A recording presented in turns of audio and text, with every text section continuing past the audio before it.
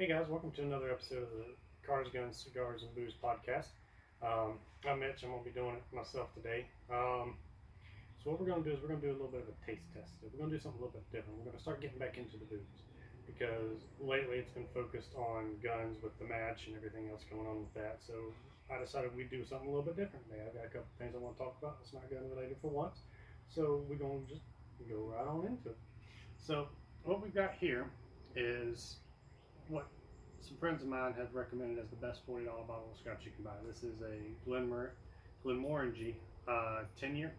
I've heard good things about it. I haven't had a chance to try it, so picked up a bottle, figured, well, let's see what it is. So I've got a Scotch here. I've got a nice chilled glass here with a couple ice cubes in it. So we're about to find out how it tastes. I hadn't opened it yet. I hadn't had a taste, so we'll see how it goes. Ooh.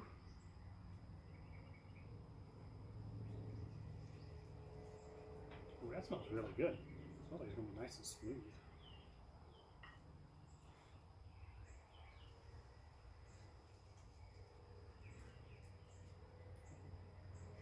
Yeah, that's about enough to start with.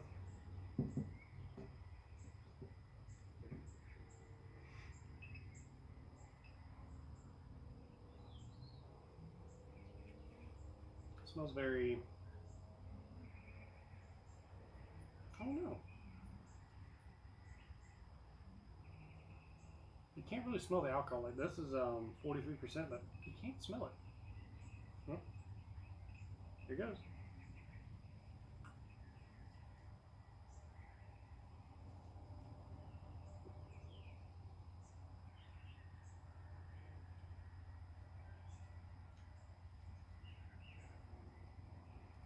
Well, that's very nice. That's super smooth. It's very now I gotta go back in for another sip.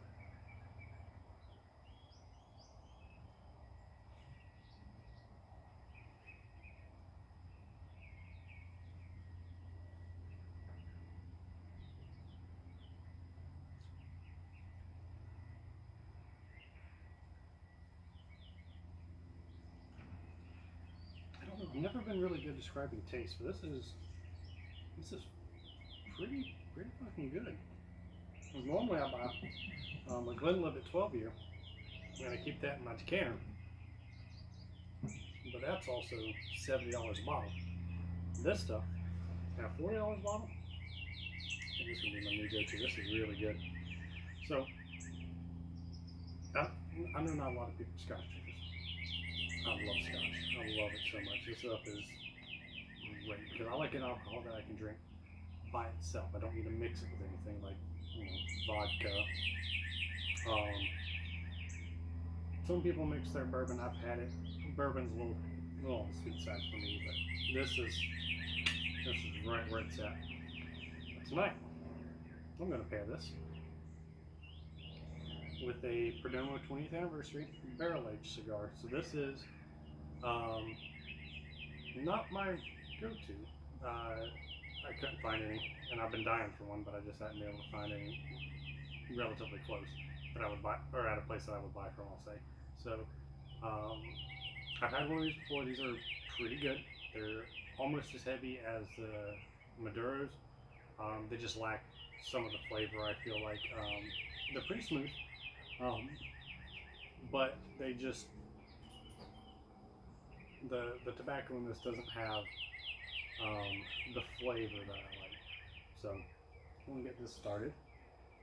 Remember, when you do it, don't let the flame touch the foot. Just get it nice, heat it up, char it a little bit. Just a little bit of cherry all over. And then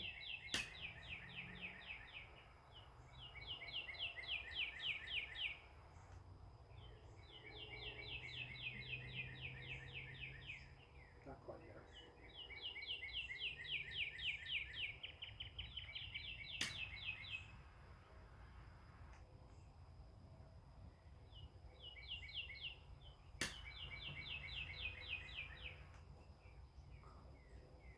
There we go. Let's see how this fares.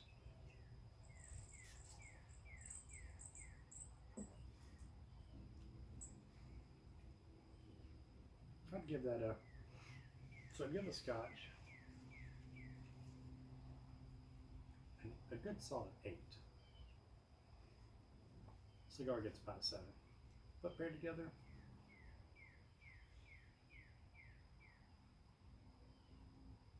7.5. I think it's a good middle ground. I think that's a good fitting for this. So, what did I want to talk about today? Well, I don't know if y'all have seen, but I've been seeing a lot of ads lately for the new Hummer EV. Now, I thought the Hummer was going dead, but I guess GM's bringing it back. So, it's all electric. And the big thing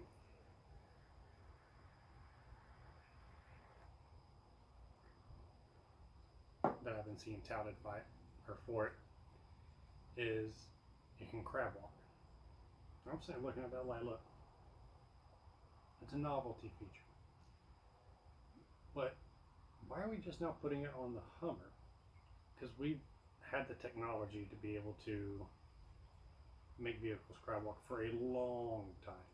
For example, in the business I do for my day job, we work on a lot of genies, or which they make, I forget the technical term, but they're boom forklifts essentially, and they've got 4-wheel steering and you can crab walk them. So we've had, that technology on an industrial scale for a very long time. I don't know why it's coming out now in the new Hummer EV, but we'll see. I mean, it looks like basically like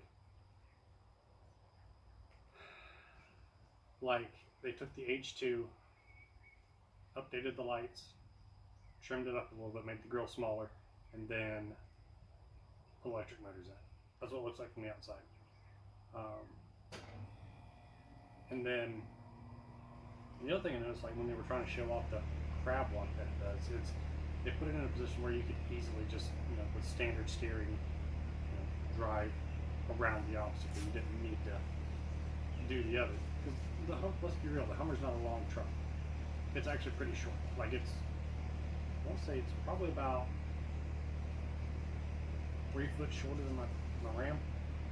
My Ram's not a particularly long truck. I mean, it's a full-size truck, 4 doors, short bed, but it's not particularly long. So, now what do I see so the Hummer originally, before it got bastardized into this civilian thing, was meant to be, or as what Humvee originally stood for, the acronym was High Mobility Multi-Wheel Vehicle. So, it's very mobile, very light, but once you start adding the creature comforts, stuff like that, it starts getting real heavy. Can't go as many places as it can in the military guys.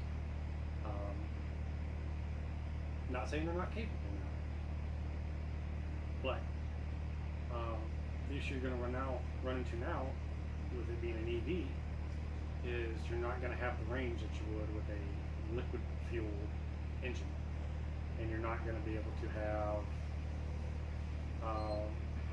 the sort of power or power curve that you would have with a traditional hydraulically powered automatic transmission when you go rock climbing and stuff like that. And then you're also going to run into the problem is once the battery's dead and you're out in the middle of nowhere, how are you going to charge it? Whereas if you take something like a diesel or a gas engine, you can carry extra fuel on you, and you can actually larger tanks big enough that, like, if I were to get like a 75-gallon transfer flow, stick in the bed of my truck, which I'm actually planning on doing, I could have 2,200 miles of range. So why on earth would I use an EV like a Hummer off-roading if I'm going to go on for any extended period of time? Is what I'm not getting. But they think they can market it. So I mean, I see a lot of them being strictly in street for around town driving, kind of like the Teslas are.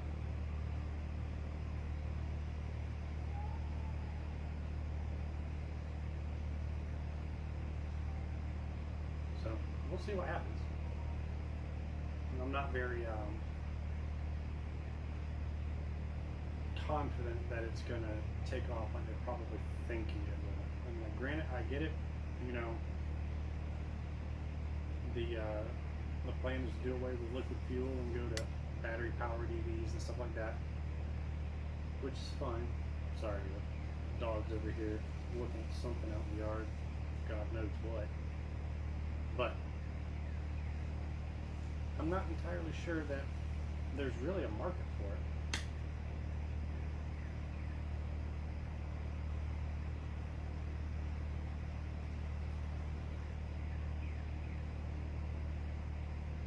Kind of like there is for Teslas, street electric vehicle, because those, I think, granted, I'm no electrical engineer or genius or anything like that, but I don't think you're going to be able to get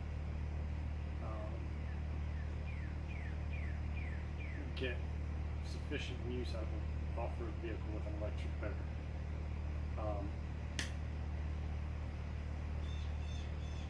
I could be being a little old school. I mean, I don't know, but I definitely foresee the disadvantages outweighing the advantages on that particular area of use. Now I've seen, you know, with the Cybertruck and everything coming out, that looks pretty cool. However, like the meme said, somebody somewhere is going to come and swap one. I know, it's not supposed to be. It's not designed to be. It's got the electric batteries, it's got the motors, it's got all that. Sure, fine, you know. Somebody's gonna do it. Hell, I'd do it if I had the money. But they ain't been delivered yet. So if y'all want to donate, give us some money. I will for sure rip the battery out that motherfucker and drop Cummins in it. But we're not gonna do that right now. For aforementioned reasons. So, which I actually kind of like the Cybertruck. I like the design. It's very Elon Musk. Now, I've seen some of the artist rendering of what they think it should be, and those look really good too. But even as it was designed in the last showing I saw, it's a pretty good looking truck. Don't lift that bitch up by about 2 inches, throw some 37s on it. Pretty dope. But we'll see what happens when they get delivered. What else have we got today? So here's one that's combined a little bit. So I don't know how many of y'all are familiar with Larry Vickers. Former Delta guy. He does a lot of media in the firearms realm. And he just, and I mean like just as in within like the last couple of weeks or a month. You hush. Foster dog's over here. Sighing like I owe her something. But he just partnered with a Porsche dealership. Now I don't know how y'all feel about Porsches. I particularly, think they're just souped up Beetles, but that's just me. But that might be something to kind of keep an eye on if you like guns and you like Porsches. Because let's be real.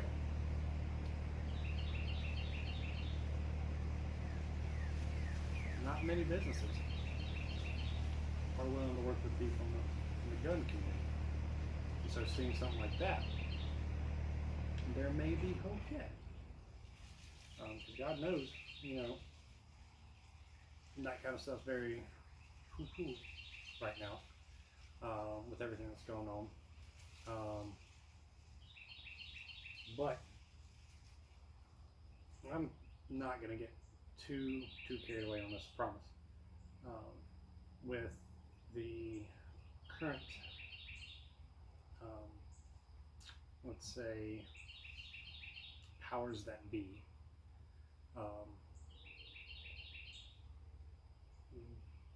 they're hooting and hollering, saying they're coming for them, but I don't think they'd be able to even conjure up the votes to get what they needed in both houses. So I think we're pretty safe. That don't mean stop writing to congressmen now. Keep that up.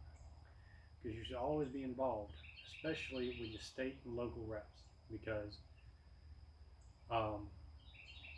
what they do up in Washington is what they do in Washington. What you need to be concerned with is what they're doing down here where you live. Where do you live in? New York, California, Missouri, Georgia. You know, be in contact with your local reps, whether it be city councilman, alderman, town mayor, your state legislators. Those people are the people you want to contact because they live in your area. They're legislating for your area. They're not legislating for all 50 states. They're legislating for your area. Your congressman up in D.C., your senator, he ain't doing a damn thing for you. Or she, you know, either way, whichever one you got. But they ain't doing nothing for you. They're doing geopolitical stuff is what they're doing. They're not doing hometown politicking. So, something to keep in mind. And know who they are. Know them by name. Know their email. Know how to get in contact with them. Because you never know. You might have something pop up. And this ain't even two-way related. This could be, you know, just local politics. Like right now there's a thing going around where I live about, they're talking about putting a landfill right next to the Geechee River. And I was like, no. We ain't doing that. So, get a hold of your local politickers. Let them know how you feel. I mean, threaten to vote for another candidate when it comes up. Don't let them do it. Don't let your politicians run over you. That's the best advice you're going to get this episode.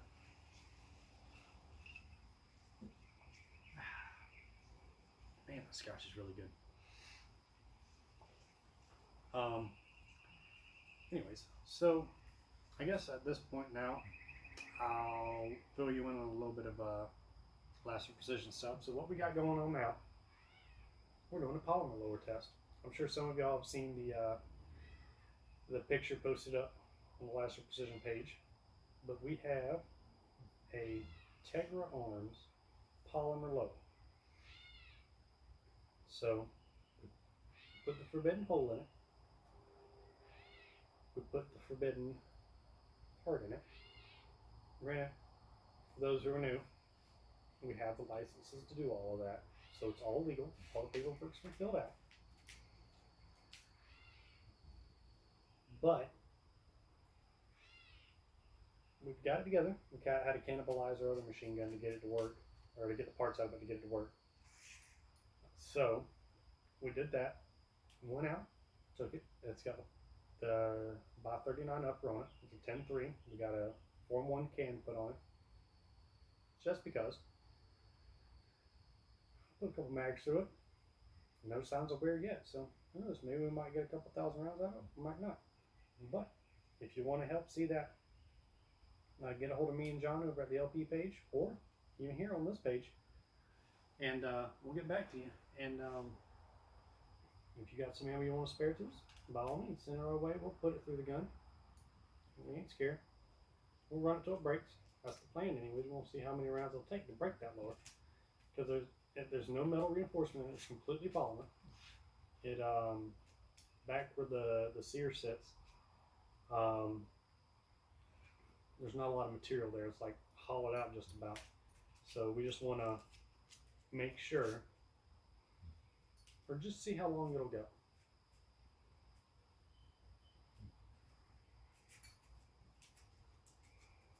I'm sure you can hear the German Shepherd's up and about. She was hearing that thing crying just a few seconds ago, looking for it. I don't think she's gonna find it, but don't tell her that. But let's see, what else? We're still working on version 2 of the rail. It's not quite ready yet. I'm having to go back and redo the lightning cuts on the Arca Swiss rail on the bottom. I'll do a little bit of testing with the 3D printed model of the initial version of version 2, and I realized that just having the little wings out there to clamp onto and having the center hollowed out is not very good, especially when you put it on a bag. because then you're losing a lot of the meat that you need to help it sit level, essentially. So I'm having to redo that.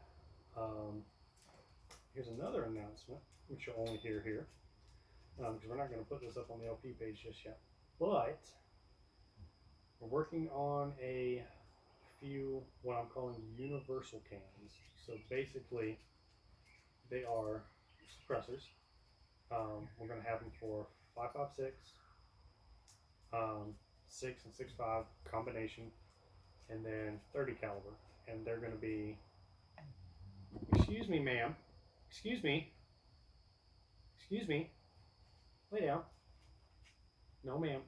Lay down. See what I got to deal with. Do you see what I got to deal with? Look at her.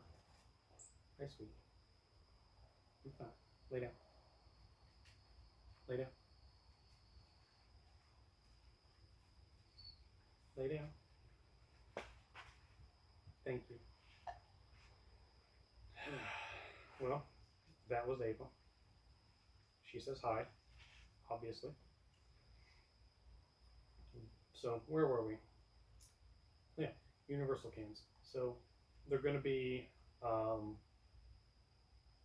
they're going to be about roughly about the length of a Sandman K. They're going to be pretty short suppressors, and they're hopefully going to be full auto rated. Now here's why I'm calling them universals. So they're not going to be direct threads, but it'll come without a mount. So right now, as the market sits, there is a plethora of 1 3/8 threaded adapters for any adapter. They got Soundscrew ASR, they got Dead Air Chemo, they got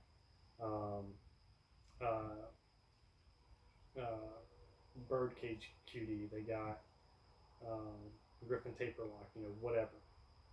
So rather than selling you a can that's got a pre-built mounting so you can only use one mounting system with the can, what we're going to do is we're going to offer it without a mount so you can, so let's say you got a bunch of Dead Air cans or you got a chemo break. So you buy the can, you buy the chemo adapter, put it on, and now you get a gun, and let's say it's got an ASR mount. Now you take that off, put the ASR mount on, run it on your ASR mount. That way you can use whatever brake or flash hider or QD attachment system you want to use, but you can still buy our brake and use it with it. Or not, I'm sorry, not our brake, our can. So that's in development now. It's still on the drawing board, but when we got prototypes, we'll definitely let you know. I've already 3D printed the first one, and I realized that baffles are too small, not enough internal volume to really have the signature reduction that I want.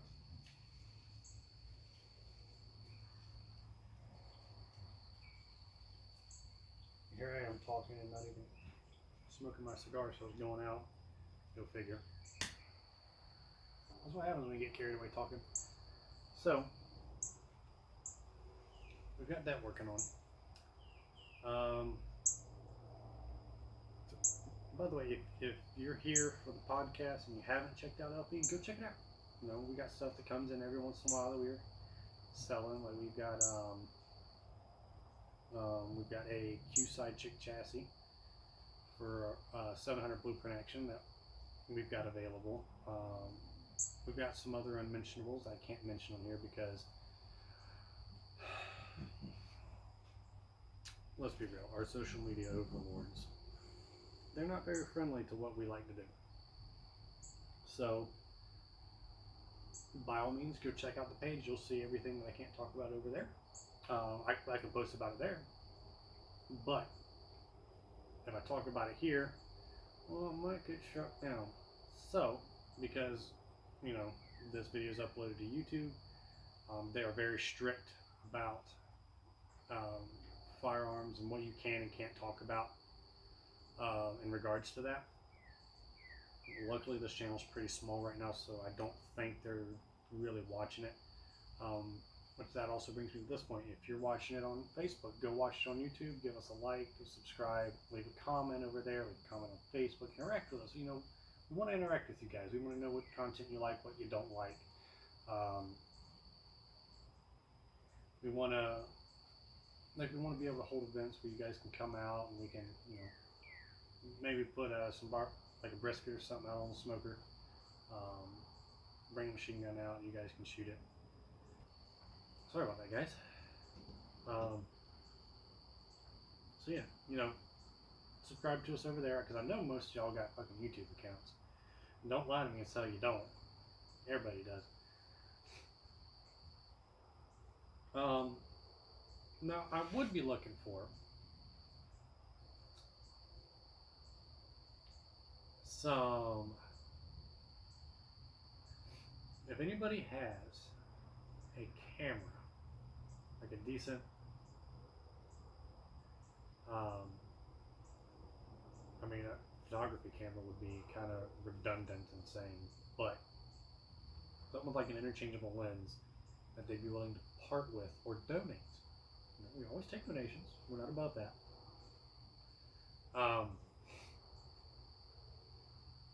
We will be, or I would like to have one so we can take some better quality photos of stuff that we get in over at LP and other content for the podcast. So if you know somebody who's got something like that, who's willing to part with it or donate, excuse me, get in touch with me or John through through one of those pages, and we'll see what we can do. So this is bringing us to the end of this podcast.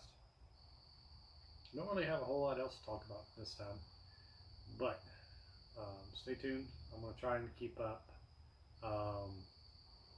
with at least either a weekly or a bi-weekly podcast, because I know we've been slacking for the last few months, and I'm trying to break that, try to get us back into doing podcasts as normal. Kind of hard. I just picked up a side job, bringing in a little bit more money, and John's always busy with family events and being a father, so I don't really want to take him too much from that, because his boy is finally reaching the terrible twos, and he sure is acting like it. So you parents out there probably know how that is. So anyways, yeah, keep tabs. We'll be posting more on the podcast page, and we'll sure be posting plenty on the business page. So thanks for coming. Thanks for watching. Leave me a comment down below. Like the post. Like the video. We want to grow. We don't want to just stay local, but you gotta start somewhere. And don't be afraid to reach out to us. Thanks again. See you guys.